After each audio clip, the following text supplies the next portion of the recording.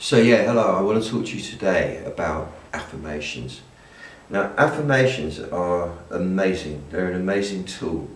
I mean, we're using either negations or affirmations in our internal narrative the whole time anyway. So all you're doing with affirmations is supplanting the negative ones, the negations, with positive statements. And you get it's a discipline.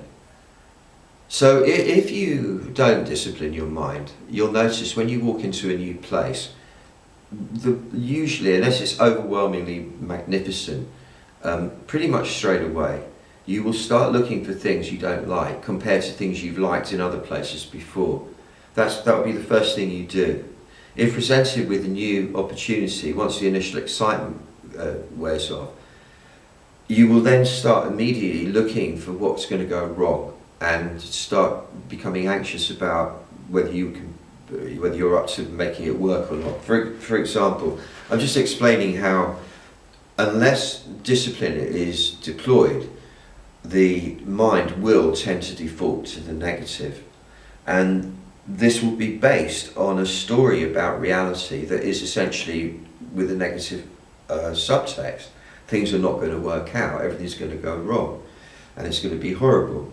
My destiny is my enemy, and so on. I mean, it's not just because you're a freak or anything. This is, this is the common paradigm.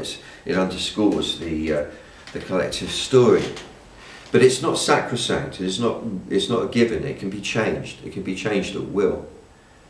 And if you change the narrative to one that says everything without exception works to my advantage, I don't know why.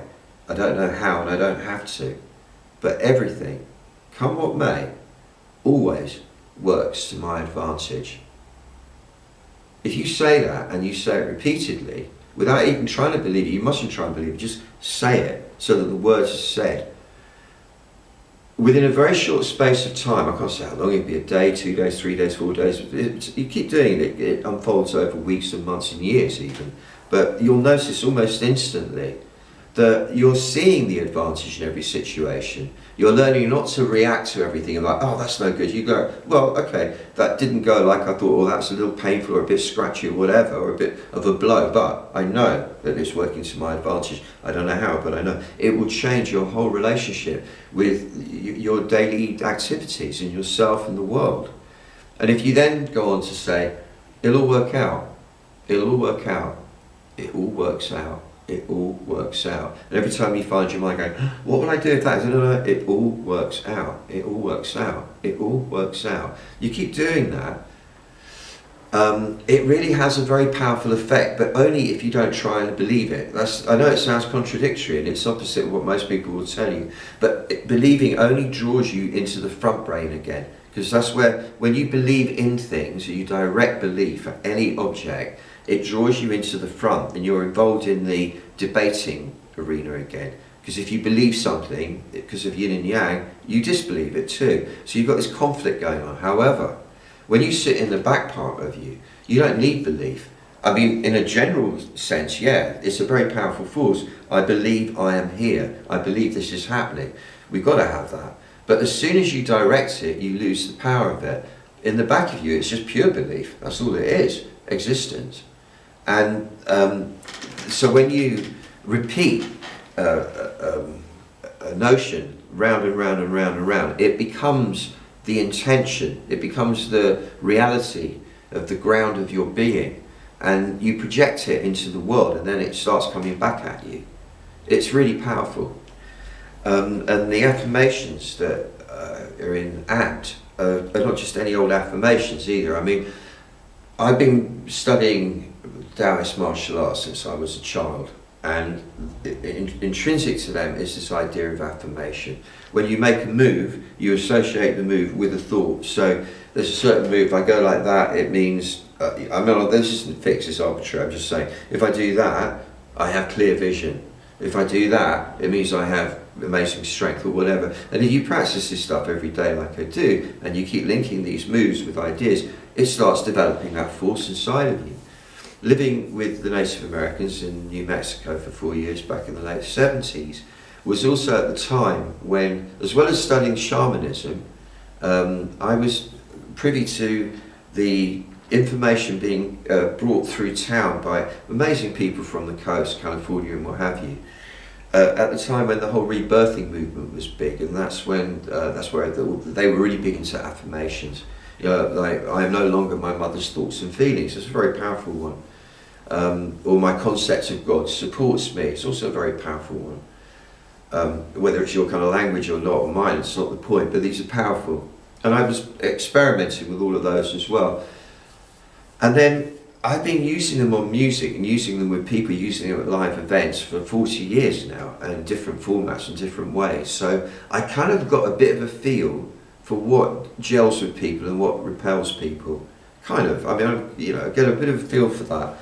And also being an artist and a musician and having performed and recorded for thousands of hours of my life, there's a lyricism to the way I do it. It's not you know, as literal as it might be otherwise. And why this is so different, because you 6 weeks later you're a different person from using all these affirmations, is that there's people who do affirmations, there's people who do music, there's people who do sound frequencies, there's people who do subliminals, but nobody can put it together like I can put it together. Or maybe they can, but they definitely can't do it like this. And it's powerful, and I feel like I've just been showing off then, and that's really a bit weak of me, but there you go, I'm human. You know, it's an insecurity. I just so want you to get it. It's so amazing, this thing. So if, take that as an example for an affirmation. I'm now able to convey the essence of what I'm wanting to convey with great ease and without any effort at all. The other completely resonates and understands what I'm talking about. And that, you could see, would be the, you know, it didn't look like that. I wasn't feeling like that at that moment. So then I do that, and then immediately I go, yeah, that's who I am now. And as I assume it, so it will be. That's how this magic works for me. That runs through amps, because that's the essence of it all, isn't it? According to the Taoist, the only experience of reality you can have is a subjective one, because your place here is the observer changes the field, as we know from quantum physics. And the only kind of quasi-objective truth you can name is that whatever story you project onto the Tao, onto reality, is how the Tao, is how reality will behave towards you. So if you believe, if you behave, if you project the story that the world is a beautiful, friendly place that only wants to nurture you and see you to your highest good, that's exactly how it will be. And that's what I would recommend you choose as your version of the story for now. That's my little gift to you. Well, thank you for watching. There'll be another video at least to show you other aspects of AMPed. And if you want to engage in conversation, do leave a comment for me. Thank you very much indeed. And bye-bye.